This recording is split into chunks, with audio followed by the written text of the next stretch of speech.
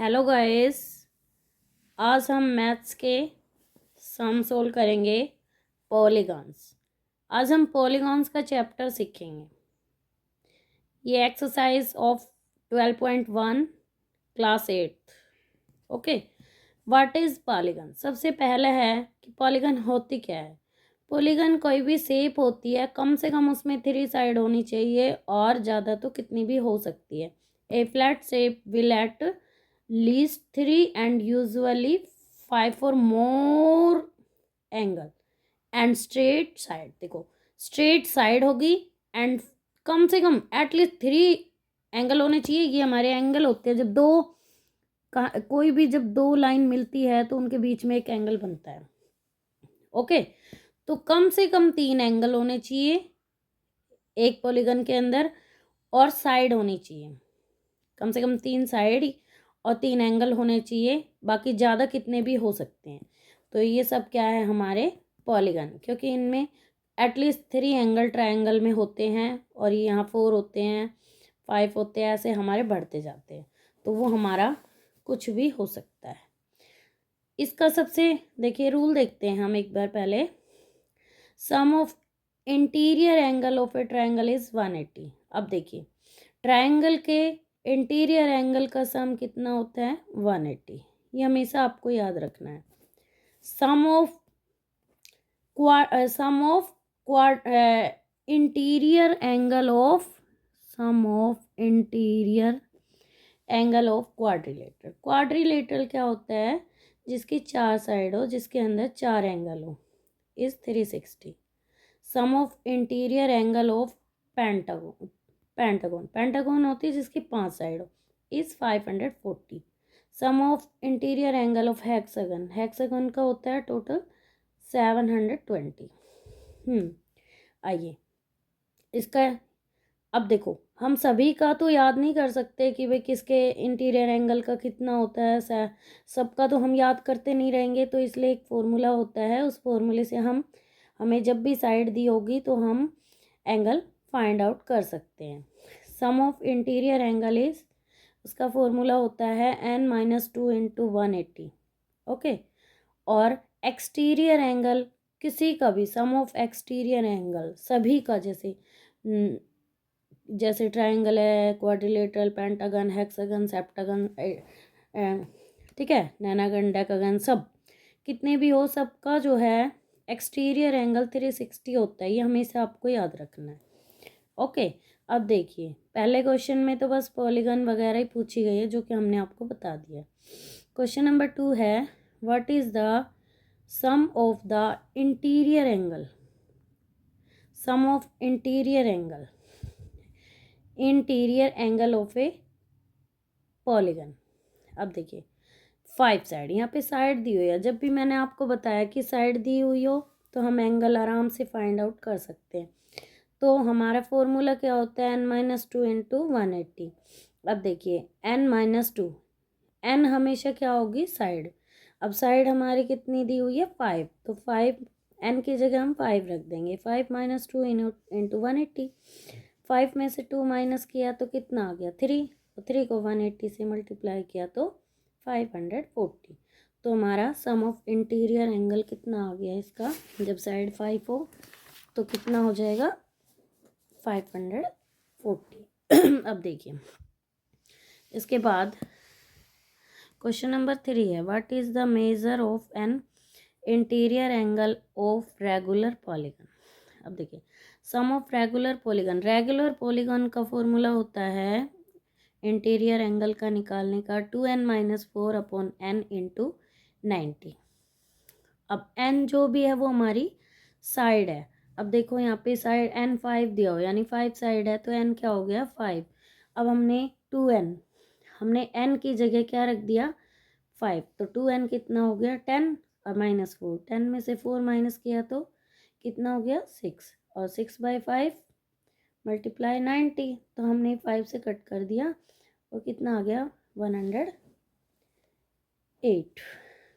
Question number 4 देखिए, what is the number of side of a polygon, regular polygon whose interior angle is equal to 156। देखिए यहाँ पे ये कह रहा है कि एक रेगुलर पॉलीगॉन जिसका इंटीरियर एंगल टू 156 के बराबर है। अब देखिए सम ऑफ एक्सटीरियर एंगल हमेशा अब देखो सिंपल सा एक आप इसमें देखो, ये कह रहा है कि इंटीरियर एंगल 156 होना चाहिए। जैसे तो अब नॉर्मल सा है, कोई भी एंगल है, जैसे कोई भी, उसका एक इनसाइड का एंगल होता है और एक आउटसाइड। ये जो अंदर की साइड बनता है इसको इनसाइड, बाहर की साइड बनता है आउटसाइड। और ये हमारा टोटल कितना होता है, आप शुरू से पढ़ते आ रहे हो 180। ठीक है, अब 180 और हमें ये पता है कि भाई ये जो है ये कह रहा है कि ये 156 है। अब 180 में से 156 हमने माइनस कर लिया, 24 बचा। अब देखो हमें पता है कि एक्सटीरियर एंगल टोटल कितने होते हैं 360, तो 360 को हम 24 से डिवाइड कर देंगे तो हमारा अंदर का जो एंगल है वो हमारा आ गया। जो कितने कितने का जो है तो वो 15 डिग्री ना 15 साइड।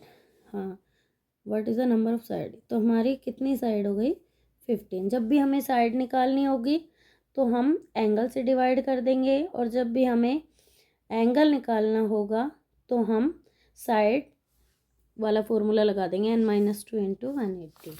अब देखिए क्वेश्चन नंबर 4।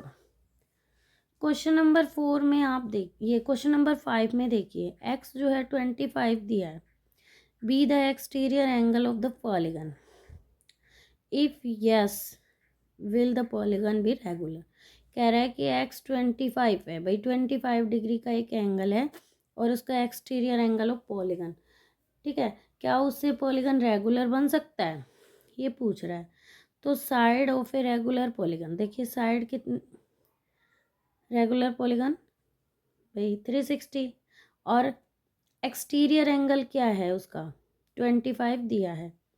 अब हम 360 हमारा जो एक्सटीरियर सम ऑफ जो रेगुलर हो या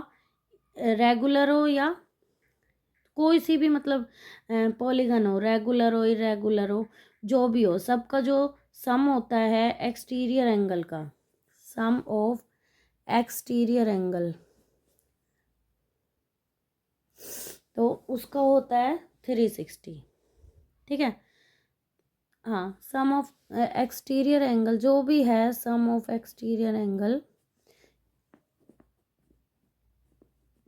एक्सटीरियर एंगल कितना होता है 360। अब 360 को मैंने बताया था, अगर हमारे साइड हमें पता है कि एक्सटीरियर एंगल जो है यहाँ पे भाई 360 और 25, एक्सटीरियर एंगल क्या दे रखा है 25 दे रखा है, तो हम 360 को 25 से डिवाइड कर देंगे तो ये हमारा जो है वो पॉइंट में आएगा, सीधा सीधा इससे डिवाइड नहीं होगा। तो जो हमारी साइड है, साइड कभी भी पॉइंट में तो आएगी नहीं, तो इसलिए ये रेगुलर पॉलीगन नहीं हो सकता। ओके, तो यहाँ पे हमने लिख दिया कि not possible, it is not possible. Okay, can the exterior angle of a regular polygon be greater than 120 give reason. अब देखिए ये कह रहा है कि क्या कोई भी जो एक्सटीरियर एंगल है वो 120 से ज़्यादा हो सकता है। देखिए हम, और अगर हो सकता है या नहीं तो जो भी है वो रीजन दो। तो नंबर ऑफ साइड कितनी 3, एटलीस्ट हमारी जो पॉलीगन है उसकी 3 साइड है, 3 साइड एटलीस्ट कम से कम 3 साइड की पॉलीगन बनती है। तो 3 साइड में हमने 360 होता है टोटल एक्सटीरियर एंगल अपॉन 3 से डिवाइड किया 120, फिर हमने 4 का निकाला, 4 से डिवाइड किया 90, 5 से किया 72। अब ऐसे हम जैसे बढ़ते जाएंगे 6 7, यानी कि 120 हमारे सबसे बड़ा ही एंगल है, इससे बड़ा हमारा कोई एंगल हो ही नहीं सकता, क्योंकि अब बढ़ते जा रहे हैं तो छोटे एंगल होते जा रहे हैं। तो इसलिए therefore 120 is the highest exterior angle for a regular polygon. Know the exterior angle of a regular polygon be greater than 120। ठीक है, तो मतलब 120 से बड़ा इसका कोई एंगल हो नहीं सकता। ओके, हाँ, अब आइए क्वेश्चन 7।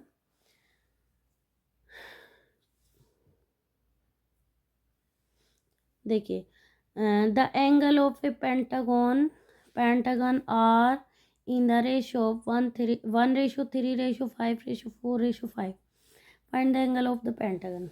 अब देखिए, एक पेंटागन दिया हुआ है और उसकी ये रेशियो में एंगल दिए हुए हैं। जब भी हमें रेशियो में एंगल दिया हो हम एक्स मान लेंगे, ठीक है। अब जैसे 1 है तो 1x हो गया, 3x हो गया, 5x, 4x, 5x, ठीक है। अब देखो, हमें पता है कि पेंटागन का जो है टोटल भाई एंगल जितने भी होते हैं वो 540 का होता है। तो हमने इन सबको प्लस कर दिया और इज इक्वल टू 540। तो इनको प्लस किया, 3 और 1 4 और 4 और 5 9, 9 4 13, 5 18। तो इनको प्लस कर दिया, 18x इज इक्वल टू 540। तो x 18 जो है अपॉन में आ गया, डिवाइड हो गया, तो ये कट कर दिया 30। अब देखिए, x था तो x से मल्टीप्लाई 30 आ गया, 3x तो 3 से मल्टीप्लाई कर दिया, ठीक है। 5x है तो 5 से कर दिया, 4x है तो 4 से। तो हमारे सारे एंगल यहाँ पे निकल के आ गए, ठीक है। तो हमने जैसे 30, 90, 150, 120, 150, ठीक है। समझ आए अच्छे से।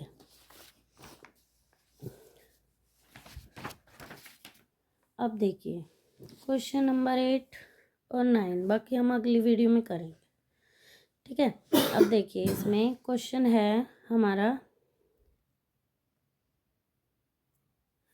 The average of 3 angle of a quadrilateral which are ratio of 2:5:4 is 77। Find the angle of a quadrilateral. देखिए, अब ये कह रहा है कि हमने x मान लिया सबसे पहले, एंगल रेशियो में दिया है। मैंने कहा था जब भी रेशियो में एंगल दिया हो ना तो आप x मान लो। तो अब ये 2:5:4 था, तो ये क्या आ गया, 2x हो गया, 5x हो गया, 4x हो गया, इज इक्वल टू कितना दिया हुआ है, 77। लेकिन ये कह रहा है कि एवरेज ऑफ थ्री एंगल, यानी कि इनकी एवरेज है ये। तो एवरेज निकालने के लिए भाई 3 है तो अपॉन 3 से कर दिया, ठीक है। तो फिर हमने इसको सोल्व कर दिया, प्लस किया तो 11x upon 3 is equal to 77। देखिए 3 यहाँ पे डिवाइड हो रहा है तो अदर साइड जाके मल्टीप्लाई हो जाएगा, ये रूल होता है। तो 11x इज इक्वल टू कितना हो गया, 77 मल्टीप्लाई 3 और 11 था वो इसके नीचे आ जाएगा और कट कर दिया 21 आ गया ठीक है। अब देखिए 21 था तो 2:5:4 में हमने कर दिया 22 जा 42 हो गया इसका x की वैल्यू 21 है, ये कितना हो गया 105 और ये कितना हो गया 21 4 जा 84, ठीक है। अब ये देखो, ये हमारे 3 एंगल है, हमें चौथा एंगल निकालना है, फोर्थ एंगल फाइंड करना है। क्वाड्रिलेटरल के चारों एंगल फाइंड करने हैं ना, तो चौथा एंगल निकालने के लिए हम फोर्थ एंगल निकालने के लिए क्या करेंगे, हम तीनों एंगल को प्लस करके और 360 में से माइनस कर देंगे, क्योंकि हमारे क्वाड्रिलेटरल के जो सम ऑफ एक्सटीरियर एंगल का कितना होता है 360, इंटीरियर भी 360। तो 360 बनाना हमें, तो इन तीनों को प्लस कर लिया, प्लस करके कितना आया, ये देखो तीनों को प्लस करके 231 आया और फिर ये 360 में से हमने माइनस कर दिया तो 129। तो इसलिए हमारे चारों एंगल फाइंड कर दिए, ठीक है। अब क्वेश्चन नंबर 9, ये देखो अभी हमारा लास्ट क्वेश्चन है ये, इसमें बाकी हम नेक्स्ट में करेंगे। Which of the following can be angles of a quadrilateral. Quadrilateral कह रहा है कि कौन से हो सकते हैं। अब देखिए इसके 3 पार्ट दे रखे हैं, वैसे मैंने तीनों आपको समझा दिए हैं। देखो हमें कुछ भी नहीं करना, बहुत ईजी क्वेश्चन है, सिर्फ ये करना है कि सबको चारों एंगल को हमें प्लस करके देख लेना है। जैसे इनको देखो हमने प्लस करके देखा तो 9 9 4 9 और 14 में 9 किया तो 23 और 2 25 5 2 कैरी और 8 7 15 1 कैरी और 2 और 3। तो हमने मतलब इसको कुछ भी नहीं किया, टोटल किया, टोटल कितना आया 355। अब देखो क्वाड्रिलेटरल जो एंगल है उसका तो टोटल एंगल कितने होते हैं 360, इसलिए ये 350 मतलब 360 से छोटा है, कि 360 के बराबर अगर होगा तो क्वाड्रिलेटरल बन जाएगा, नहीं होगा तो नहीं बनेगा। ठीक है, तो ये इसके इक्वल नहीं है, मतलब हम यहाँ पे ये भी दिखा सकते हैं it's not equal to 360, so it can not be a quadrilateral.